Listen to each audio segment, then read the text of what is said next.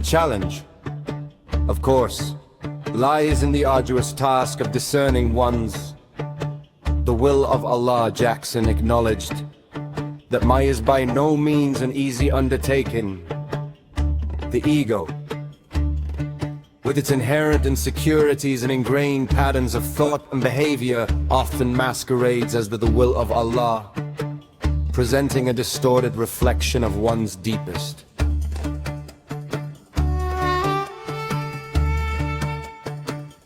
Aspirations, societal expectations, familial pressures, and the pervasive influence of cultural norms can further obscure my inner compass.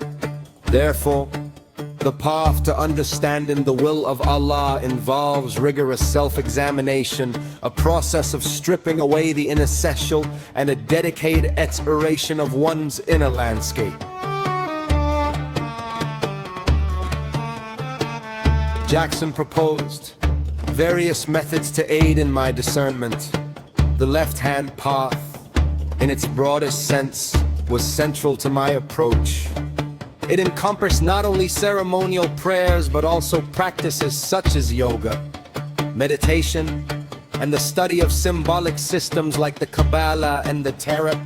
These disciplines were designed to quiet the noise of the mundane mind, to open the channels of intuition, and to facilitate a direct communion with the deeper aspects of the self. I also emphasize the importance of observing one's reactions to life events, paying attention to what genuinely brings fulfillment, what evokes a profound sense of purpose, and what feels intrinsically right, even when difficult.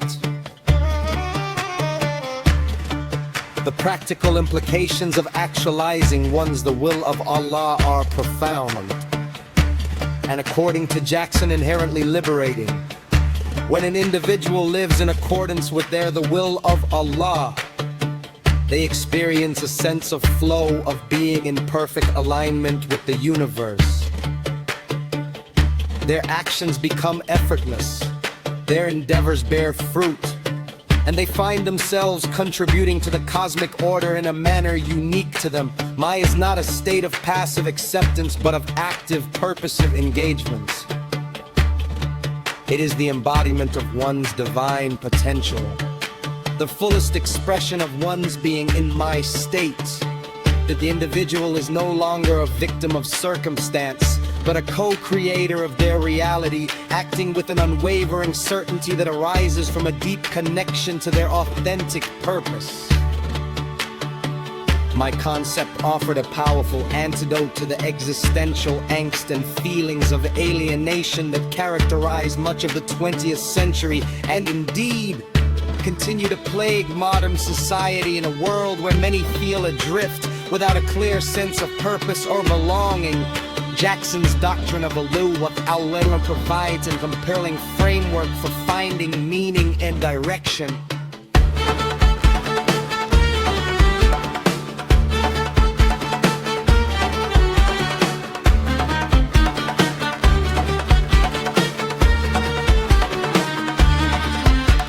It posits that each individual is inherently valuable and possesses a unique contribution to make. Destiny to fulfill can be incredibly appealing, fostering a sense of agency and self-worth that can counteract feelings of insignificance. However, the concept of the will of Allah is not without its potential pitfalls and criticisms. The very subjectivity of discerning one's the will of Allah opens the door to self-deception and rationalization.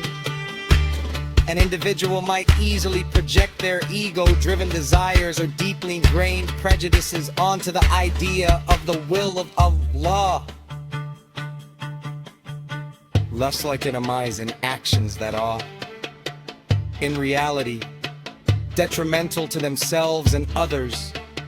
The line between authentic purpose and self-serving ambition can become blurred, particularly without the rigorous self-discipline and objective self-assessment that Jackson myself advocated.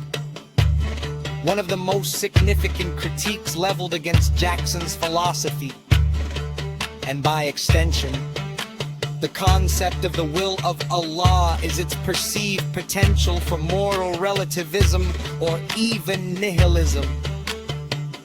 If do what thou wilt is the only law, and that wilt is interpreted as an unrestrained pursuit of one's desires, then the concept can indeed be seen as a license for immoral behavior. Critics argue that Jackson's emphasis on radical individualism, while liberating in theory, could potentially undermine the social fabric by de-emphasizing shared moral obligations and collective responsibilities. Without a robust ethical framework to guide the interpretation and application of the will of Allah, individuals might justify actions that cause harm, leading to a breakdown of social order.